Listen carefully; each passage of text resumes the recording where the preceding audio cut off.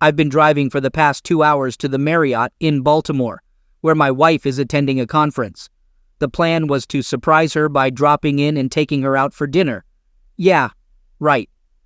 Over the last 3 months, I've had suspicions that my wife, Megan, might be having an affair with a coworker. Every time she went on a business trip, training session, or conference, it seemed she was getting back later than expected. Tonight, I aim to catch her in the act and bring it all to an end. Megan and I have been married for 14 years with 2 beautiful children, 12-year-old Sarah and 10-year-old Todd, currently staying with my mother. We got married right out of high school after dating during the last 2 years. Megan, with her long brown hair, slender figure, and strong facial features, was always bright and cheerful. Until about 3 months ago, I thought we had a strong marriage, but little things made me uneasy. I hesitated to confront her, fearing I'd appear paranoid or jealous. The conference that day was conveniently close, giving me the chance to drop in unexpectedly and potentially catch her in the act.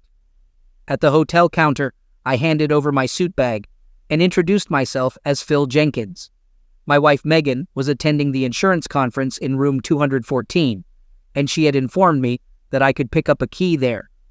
After confirming my identity, the clerk handed me the key, and I nervously made my way to the elevator. Questions raced through my mind about what to do when I caught her, how to approach the situation, whether to knock or walk in, and if she would be alone with the safety latch on. As I walked down the hall, I decided to use the key to open the door and see what happened next. Trying to be quiet, I unlocked the door, swung it open, and found Megan at a desk with her briefcase open, doing paperwork. She turned around with a gasp and expressed surprise at my unexpected presence. I explained that I had some spare time and thought I would drop in to take her to supper. Megan welcomed the idea and assumed I would be staying the night, expressing a desire for some company. Walking over, she gave me a big kiss. Realizing that my plan to catch her cheating had failed, I jokingly inquired about having a quick moment before dinner. Megan suggested a carnal gesture before her shower, promising a night of whatever I wanted afterward. Relieved that my suspicions were unfounded, I was glad I hadn't lost the woman I loved. We shared a brief carnal session, and with a big grin, Megan headed into the bathroom for her shower. I gathered myself and took a seat on the bed. Megan's toiletry case sat on the dresser, prompting me to check for aspirin to alleviate my driving-induced headache. No pills were found, but in the side pocket, something odd caught my eye. Slowly, I retrieved a pack of 6 contraceptives from the case, holding them in my hand as I sat on the bed. After Todd's birth, Megan switched to birth control pills that made her nauseous, leading to my vasectomy.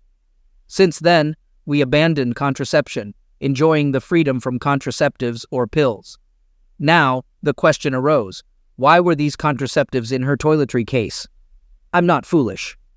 Swiftly concluding that my wonderful wife was indeed cheating, I felt uncertain about what to do next. Rummaging through her case, I found safety pins kept for clothing emergencies. Taking one, I carefully punctured a hole through the middle of each contraceptive, replacing them as I found them. While Megan was still in the shower, I contacted a friend at home. I informed Freddie that I needed him to do a favor for me, and he agreed without hesitation. I asked him to wait about an hour and then call me on my cell, explaining that a pipe had burst at the school and I needed to return urgently. I assured him that he just needed to make the call, as I would handle the rest. Freddie acknowledged the plan and promised to call around 7. Deciding I didn't want to spend the night with my wife, I regretted our previous actions and wished to avoid further complications. I would ponder on the drive home, aware that I had to take some action, though uncertain about what. As Megan emerged from the shower, I struggled to restrain myself from confronting her, burning up inside with a desire to retaliate against the woman who was my wife. I'm not a violent man, usually keeping my temper in check. I realized it was better not to let her know about my awareness of her infidelity. By the time we reached the dining room, I was thoroughly depressed. I suggested that Megan could order anything she wanted as it was on me. She responded that she wasn't very hungry and decided on a small fillet, suggesting a bottle of rosé to go with it. After placing the order, I couldn't resist probing a bit. I asked Megan if she was happy with our marriage, to which she replied affirmatively. She mentioned having a nice home, 2 great kids, and a husband who loves her, expressing that she couldn't ask for more. I shared my occasional doubts about whether I was doing everything to keep her happy, expressing my feelings of luck to have such a fabulous wife and how I had to pinch myself to believe it was real. Megan reassured me, calling me a silly goose and acknowledging that's why I had driven all the way down to see her. She expressed that she didn't think I had anything to worry about, as she was happy and content and believed I was doing all the right things. She added that a woman couldn't ask for a better husband. Our dinners arrived, and we engaged in small talk throughout the meal. As plates were being cleared, my cell phone rang. I excused myself to the lobby to avoid disturbing other diners and waited a few minutes before returning. I explained that my friend Freddie had called, informing me about a water pipe breaking at the school. I apologized and mentioned that I really had to get back there as soon as I could, resulting in the cancellation of our planned night together. Megan's face displayed a look of disappointment, but I couldn't discern the authenticity of her emotions. It seemed that whether I stayed or left didn't matter to her, as one way or another, she was going to face consequences. While boarding the elevator, Kirk Langford disembarked and greeted Megan, mentioning that he had stopped by the room for supper but received no answer. He extended his hand, introduced himself as Kirk Langford, and expressed that Megan talks about me all the time. I explained that I had come down for the night, but had to return due to an emergency, and it was challenging to shake hands and feign a pleasant smile. As we rode up in the elevator, I addressed the nagging issue again with Megan, expressing my desire for her to quit her job and my discomfort with her working with Kirk. I emphasized that we had discussed this before, and it was crucial to me. Megan responded that she had no intention of quitting, enjoying her job and learning a lot from Kirk. She suggested that I needed to overcome my paranoia about Kirk and her. After a quick kiss in the room, I picked up my bags and left for the trip home. The entire journey home, I couldn't shake the thought of Kirk stopping by Megan's room after supper. By the time I reached the house, I was a wreck. I had developed hatred towards my wife for her actions. I wished I were adept at devising ways to catch cheating spouses, but I was dumbfounded. What could I do? I couldn't even figure out how to avoid closeness with her. Divorce was what I truly wanted, but lacking sufficient evidence left me defeated. My wife was unfaithful, and I knew it, but couldn't take any action. Unwilling to endure it, I sought help. 2 days later, Megan returned home with a gleeful demeanor, infuriating me further. Checking her bag, I found one contraceptive remaining, still with a hole. Saturday brought the Globies insurance company picnic, providing some enjoyment for the kids. I wasn't looking forward to the day, suspecting some colleagues were aware of the situation. I felt somewhat exposed, trying to keep a low profile to avoid becoming the target of crude jokes. Perhaps I was a bit paranoid, but I couldn't help it. Megan enjoyed herself, socializing with Kirk and others, and although they weren't engaged in any carnal gestures, they were undeniably close. Being ignored suited me fine. A woman named Janet Langford introduced herself and expressed that I must be Phil Jenkins. She was stunning, and I found myself genuinely confused. While I thought highly of my wife and loved her, Janet Langford resembled a pin-up model with long auburn hair and big blue eyes. Despite her being a little short, her perfect body left me wondering why Kirk would cheat on someone like her. After exchanging pleasantries, we agreed to find a quieter place to talk. We settled on some benches about 100 yards from the picnic area, sitting by the lake. I offered to listen to whatever Janet wanted to discuss. She hesitated, expressing difficulty in bringing up a delicate subject. At that point, I knew she was aware of the affair. I decided to make it easier for her by mentioning that I had just found out about it that week. Janet seemed relieved and shared that she had known for about 2 months. She explained her plans to have divorce papers served and revealed that she had hired a detective to gather proof. Her lawyer had advised that Megan's willingness to testify or sign a notarized statement about the affair would strengthen her case. I inquired about the type of proof, and Janet mentioned having photos and taped phone conversations. Although she didn't have videos yet, she believed the photos were compelling. She also had times and dates that could be used as evidence. Janet expressed her willingness to work on it and asked if my lawyer could help her with the same divorce papers using some of the evidence I had. She emphasized her lack of proof and mentioned her appreciation for any assistance I could provide. I am also taking legal action against Globies. I possess statements confirming that specific management-level company officials were aware of the affair and took no action to stop it. They face a choice: terminate both individuals involved or confront $1 million lawsuit. Impressive, right? Kirk is playing golf tomorrow morning. Can you come over to the house around mid-morning? You should be gone until late afternoon. I can show you what I have, and we can figure out if there is anything we can do. I reside at 26 Hemlock Avenue in Crestmont. Okay, it's a plan. Not really a date, but you know what I mean. We both chuckled a little. I felt at ease with her. We walked back up to the picnic area, and no one noticed our absence. I felt much better about things. Maybe this whole mess could be resolved. I sure hope so. As expected, the next morning, Megan informed me she had some shopping to do and would be gone for a couple of hours after she left. I dropped the kids off at my mom's and headed to Crestmont. Janet greeted me at the door, and we entered the den. A nice leather couch adorned the room, and on the table in front of it was a large computer monitor displaying an image of an empty motel room. She gestured for me to sit down and offered beer, soda, and wine. I chose regular soda, specifically Pepsi. I asked Janet to share what was going on. Janet explained that in a few minutes, we would be watching her husband play a round of golf live and in full color. She anticipated that I might recognize the caddy accompanying Kirk. When I questioned how she arranged this, Janet disclosed that it cost her $400 to set everything up, and Kirk would cover the expenses. She expected the session to last about 2 hours, so she encouraged me to get comfortable. She mentioned having popcorn and nachos and added that she would obtain a DVD of the entire session, gladly providing me with a copy. While she admitted not wanting to see the events unfold, she also expressed that she wouldn't miss it for the world, declaring, "Let the show begin."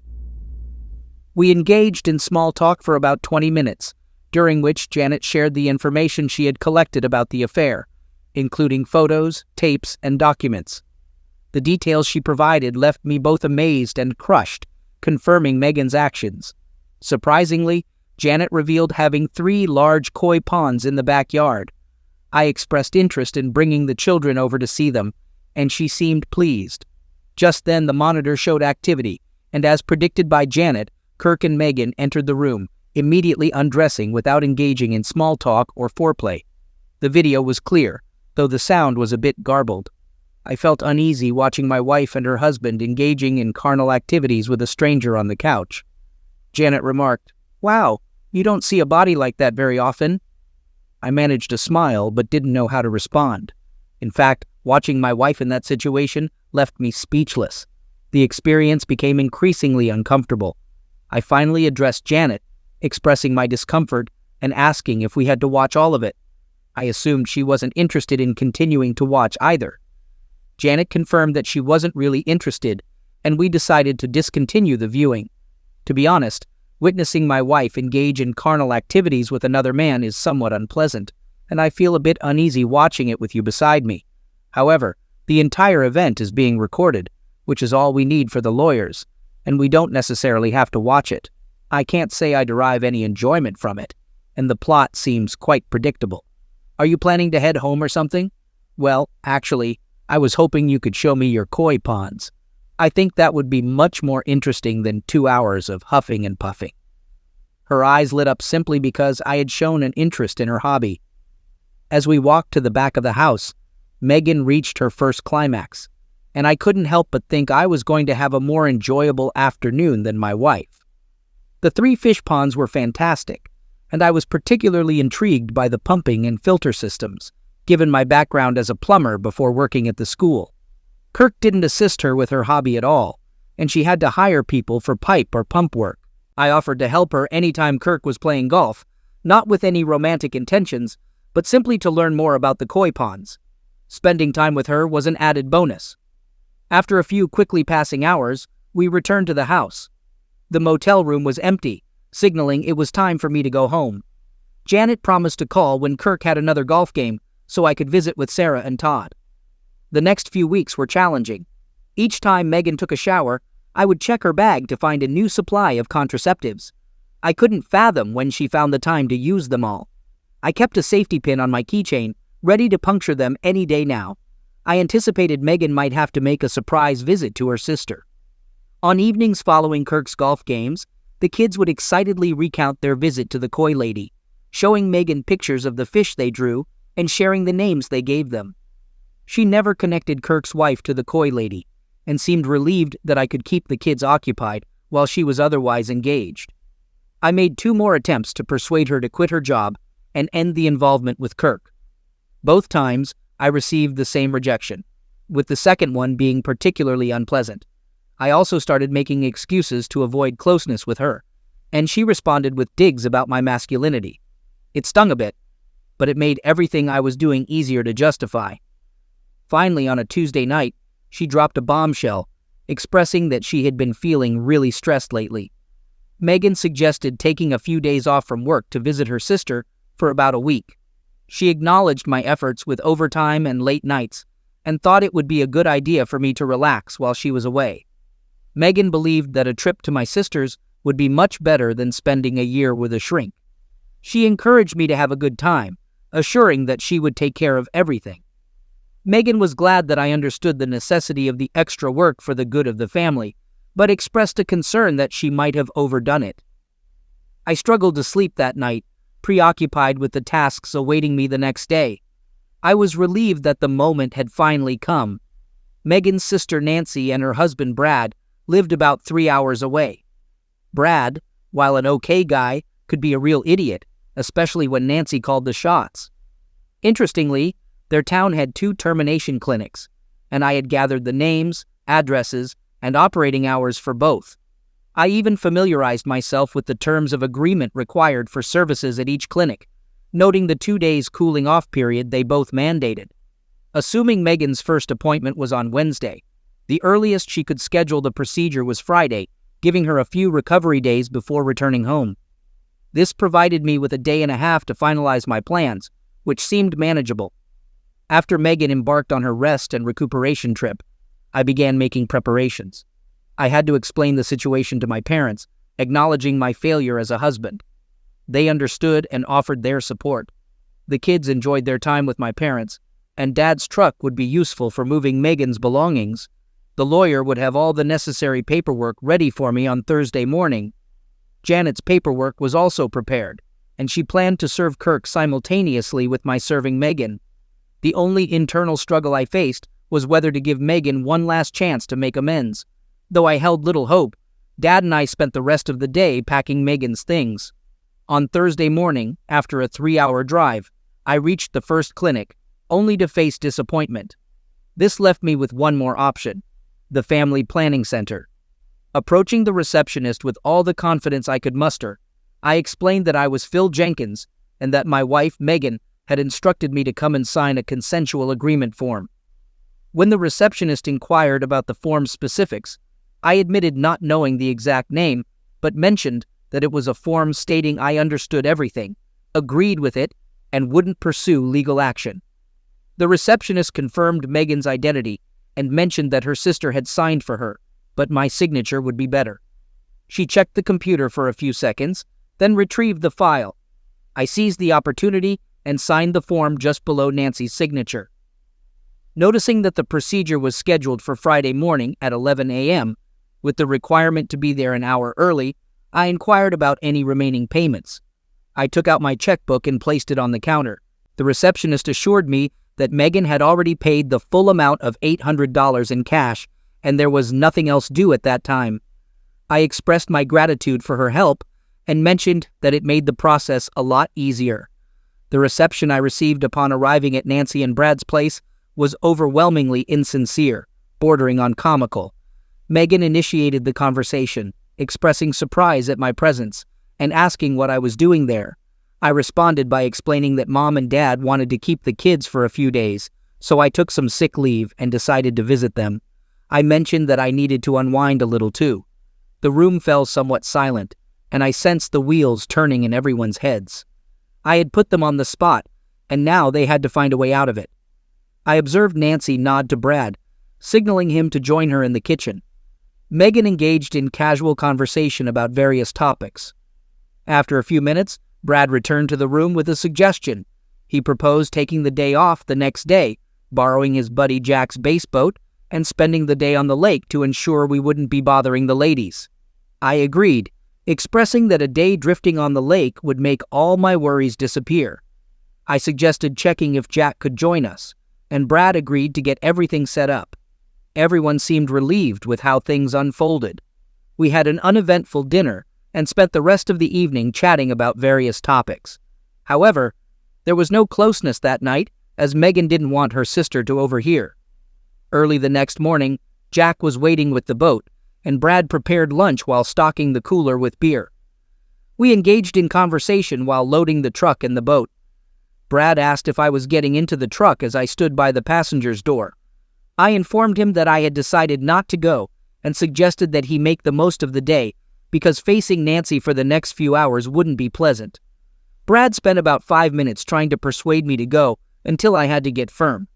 After a couple of well-placed swear words and some physical threats, Jack and Brad took off. I went inside, poured myself coffee, and turned off Nancy's cell phone.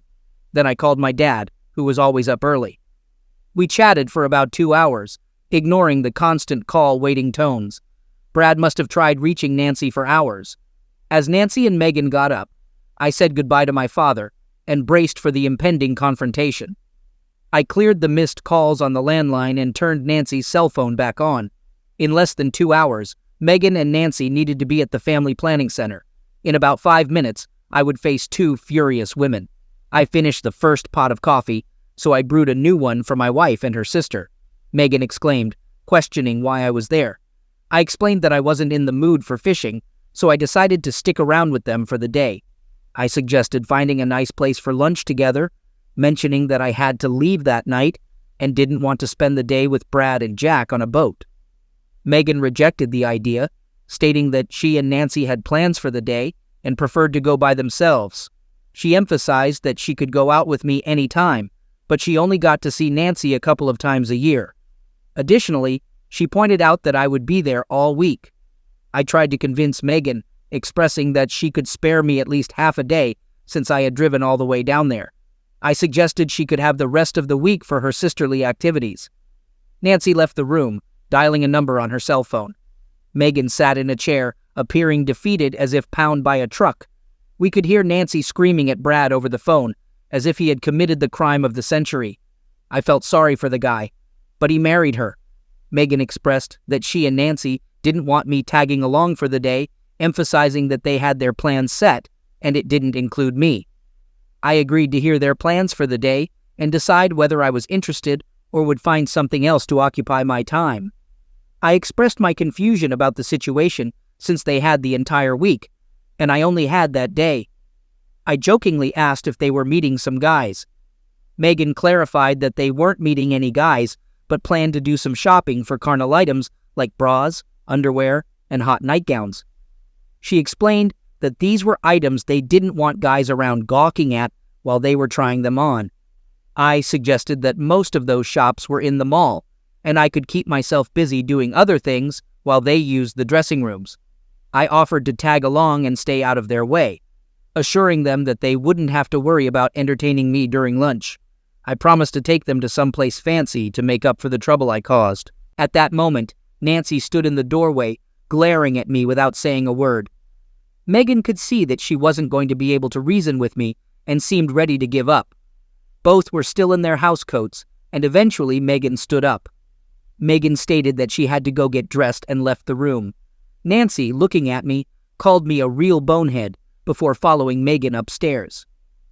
About 20 minutes later, the light on the landline phone illuminated, indicating someone upstairs was making a call. The clock was ticking, and they had an hour to get to the center. I considered my next move if they tried to leave without me, planning to follow them and make sure they knew it. However, I didn't believe they would attempt that. After 20 minutes, both of them came down the stairs. Megan informed me that it was time to go shopping, adding a bit of an attitude. Surprisingly, it was a bit easier than I thought it would be. I speculated that the upstairs phone call was likely to the family planning center, possibly to reschedule the appointment. Since I said I was leaving that night, they probably figured the best way around the problem was to just wait until I left.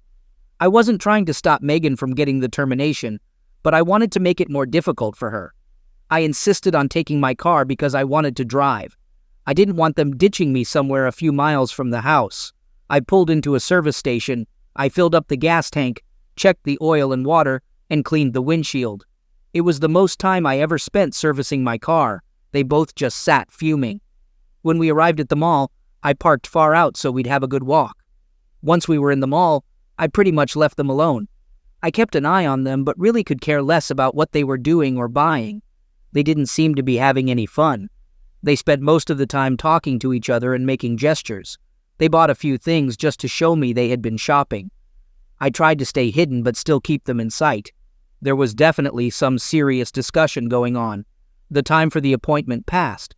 I had succeeded in delaying the inevitable.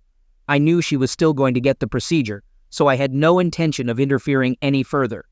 Shortly after noon, they came back to the center court of the mall, where I said I would meet them. We went to the Olive Garden for lunch and got back to the house around 2 p.m. There wasn't much conversation during lunch or on the drive home. I was smiling to myself the whole time. I knew these two were upset with me right now, and I didn't care. What a wonderful feeling. I grabbed a beer and relaxed on the sofa. Brad finally arrived, and for about 30 minutes, Nancy verbally berated him. He managed to slip out and disappeared for a couple of hours, returning by supper time. After the girls finished cleaning up, I requested a private conversation with Megan in the kitchen. Nancy sneered, and they both went into the living room. Megan remained upset due to the earlier events, and I sensed she wouldn't be easy to deal with. I got straight to the point, expressing my desire for her to quit her job and stop seeing Kirk Langford. Her teeth clenched tightly, and she struggled to refrain from hitting me. She insisted that she didn't want to hear that again, expressing her frustration with me bringing it up repeatedly. Megan refused to waste her time answering me, stating that I already knew the answer, and it wouldn't change. She gave me the ultimatum to either change the topic or leave. I reached into the manila envelope by the chair and pulled out a legal-sized envelope. I explained that I had asked her at least 10 times in the last 2 months, and each time she refused. I presented the divorce papers, suggesting she sign them and mail them in. I mentioned that there was a self-addressed stamped envelope included, and if she wanted a lawyer to look them over, she was welcome to do so. She glared at me and leaned across the table, expressing frustration. She stated that I couldn't divorce her just because she wouldn't quit her job or have the friends I wanted her to have. Megan insisted that for a divorce, there needed to be grounds, and I didn't have any. She suggested it was time for me to go home and get my act together. She emphasized that she was my wife and had no intention of giving up her home and family just because I didn't like where she worked. I responded by reaching into my manila envelope and bringing out a stack of photos. I placed 6 pictures of Megan with Kirk on the table and asked if she had lovemaking with him.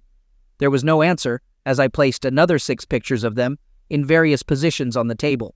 As I continued putting more pictures on the table, she started screaming at me, urging me to stop. I acknowledged her reaction, understanding that she perceived my actions as spying. She criticized me, calling me a sneaky person and expressing disdain for my approach. She questioned why I didn't address the situation directly and accused me of behaving like a pervert, stating that my complaining made her sick. At that moment, my cell phone rang, and I answered it, learning that my dad would arrive in 10 minutes with Megan's belongings to Nancy's place. As I hung up, she asked about the call. I informed her that my dad was bringing her stuff to Nancy's place, explaining that the locks had been changed at our house. I offered to retrieve any forgotten items if she let me know. She remained silent as I handed her the title to her car, mentioning that I had signed it over to her. In an envelope, I included half of the money from our bank accounts, approximately $200. I outlined arrangements for her to have visitation rights with the kids once a week, with the possibility of an overnight stay monthly if she made a statement attesting to the affair, and had it notarized. I added that I had a DVD from the May 10th visit she and Kirk made to the Scandia Motel, which was 2 hours long and captured everything depicted in the pictures. As I collected the photos, I clarified that I hadn't taken any of these. I wasn't concerned about your activities. I just didn't appreciate being deceived. Lastly, I'd like you to have this keepsake from our love. I removed the safety pin from my keychain and slid it across the table. I revealed the pin to Megan, explaining that I had used it to poke holes in all of our contraceptives for the past 2 months. I mentioned that she had used 48 rubbers in the last 2 weeks alone, and Kirk had been more fortunate than I ever dreamed of being. She responded with anger, calling me a miserable weasel and deeming my actions the most despicable thing she had ever heard of. I retorted, stating that the most despicable thing was having an affair with someone outside of our marriage. I acknowledged that I might be considered a fool, but she was a cheating partner. I informed her that I had to run as my dad had just pulled up in the driveway. I noted that she never apologized or expressed remorse for her actions. As I left, I told her goodbye and wished her well with her termination. On Monday, she finally started crying as I left the room. Nancy rushed in to comfort her, and Brad followed me out to the front porch. Brad questioned my actions, stating that I couldn't throw away a 14-year marriage over a misunderstanding. I challenged him, asking why my wife had come down to visit him and Nancy. Brad looked down at his feet for a few seconds, seemingly thinking. Eventually, he apologized and offered to help me unload the truck. We finished unloading in about 10 minutes while Megan continued crying in the kitchen. I didn't know what she was crying about, and frankly, I didn't care. Kirk and Megan were both fired from Globies the next week. Megan refused to sign an affidavit. The lawyer said he had a strong enough case without it. I didn't hear from my loving wife at all. After that night, she did not come to see the children. They didn't seem to mind because they were forming a good bond with Janet. We spent a lot of time together as a family. Mostly, there was no lovemaking or even talk of it. We were not going to do anything that might jeopardize the divorces. The kids and I were learning a lot about koi and having a great time doing it. At last, after 4 months, both divorces were final. Megan never fought hers, but Kirk went down kicking and screaming. He lost the house, all the investments, and ended up having to pay a large monthly alimony payment. A few days before Christmas, Megan came to the house with presents for the kids. I was polite and didn't do anything to ruin the holiday spirit. She stayed for about 2 hours and then left as quietly as she came. Nothing was said between us about the divorce or the affair. I put the house up for sale, and 2 months later we moved in with Janet. Kirk took a job in Omaha, and Megan went with him for months. Later, Kirk disappeared and didn't tell her where he was going.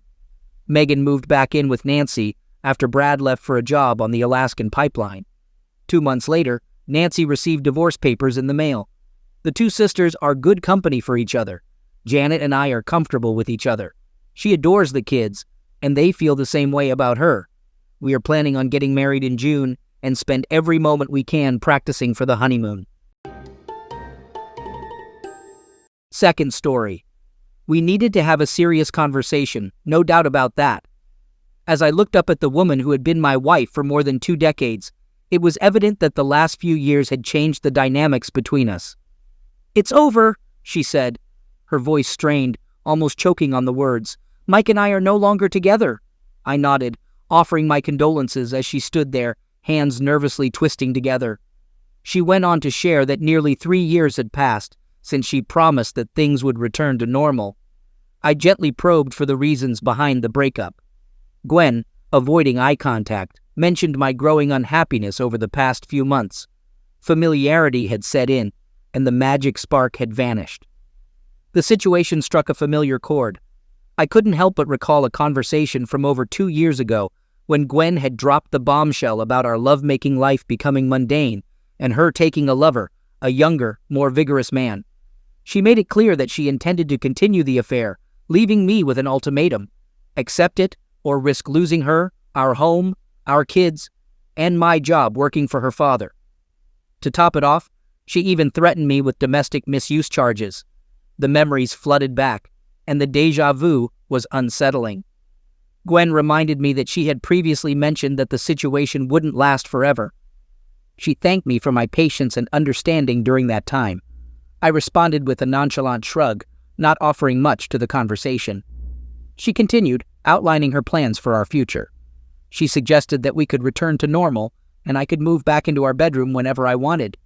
She even proposed doing so right away, citing her emotional distress over Mike ending their relationship abruptly. Curious about Mike's actions, I inquired about what he had said. Gwen, sobbing, revealed that he had criticized her for aging, stating that she had gained too much weight.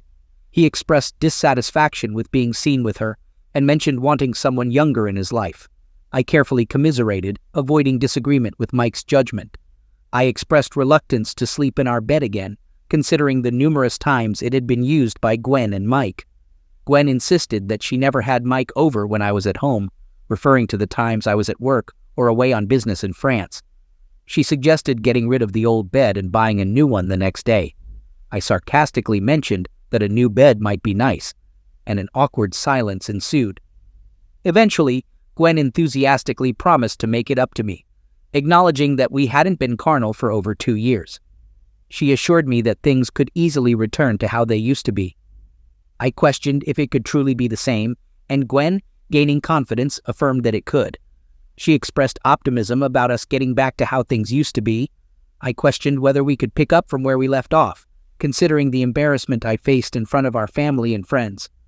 I mentioned how I stopped going to the village pub to avoid seeing my friends, knowing that Gwen and Mike frequented it. Gwen apologized, acknowledging that her actions may have been thoughtless.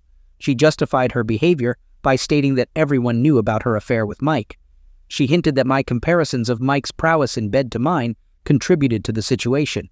I reminded her of the hurtful comments relayed to me by their friends. She insisted that Mike wasn't better, but just different and more exciting than our lovemaking life had become. Despite my understanding, I expressed reluctance to easily return to our bedroom, citing the damage to my male ego. Gwen suggested a weekend trip to Brighton, staying at a familiar hotel and driving my classic Jaguar XK 140. I commented on the difficulty of returning to our old carnal routine. I shocked her by revealing that I had sold the Jaguar a year ago, highlighting how little attention she had paid to my life.